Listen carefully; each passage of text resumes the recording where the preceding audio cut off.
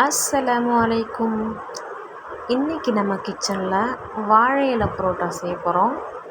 அதுக்கு நம்ம ஃபஸ்ட்டு ஒரு புரோட்டா எடுத்துக்கலாம். அது மேலே கொஞ்சோண்டு மட்டன் குழம்பு ஊற்றிக்கலாம். அதுக்கும் மேலே நம்ம கலக்கி போட்டு வச்சுருக்கோம், அதையும் எடுத்து போட்டு அதுக்கு மேலே ஒரு புரோட்டா வச்சு அது மேலே நல்லா குழம்பு ஊற்றி ஃபில் பண்ணிக்கலாம். இப்போ வாழை இலையை மடிக்க போகிறோம். கிளியாமல் மடிக்கணும் வாழை இலை.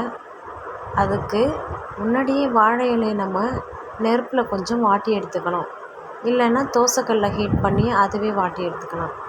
இப்போ அதில் நல்லா நம்ம க்ளோஸ் பண்ணிவிட்டு ஒரு நூல் எடுத்து நல்லா ஃபுல்லாக பிரியாத அளவுக்கு கட்டிக்கலாம்.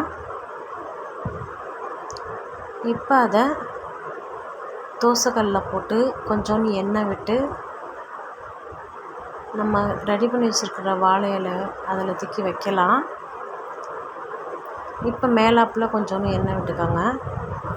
அப்புறம் பிரட்டி போட்டு கொஞ்சோண்டு எண்ணெய் விட்டுக்கோங்க. நல்லா வெந்ததுக்கப்புறம், ஏற்கனவே வெந்தது தான், இப்போ வாழை இலையோடு சேர்ந்து அது நல்லா சாஃப்டாக வரும்.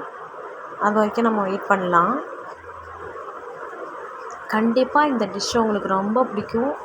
நம்ம கடையில் வாங்கி சாப்பிட்றத விட நம்ம வீட்டிலே ரெடி பண்ணி சாப்பிட்றது ரொம்ப ரொம்ப ஹெல்த்துக்கு நல்லது. இது எப்பயாவது ஒரு டைம் தான் சாப்பிட்றோம், மைதா மாவும் சாப்பிடக்கூடாது தான், ஆனால் நம்ம எப்பயாவது ஒரு டைம் தான் சாப்பிட்றோம். இப்போ நம்ம ரெடி பண்ண வாழை இலையை சாப்பிட்றதுக்கு ரெடியாக வச்சுருக்கோம். இப்போ நம்ம ரெடி பண்ண வாழை இலை புரோட்டாவை ஓப்பன் பண்ணி பார்க்கலாம்.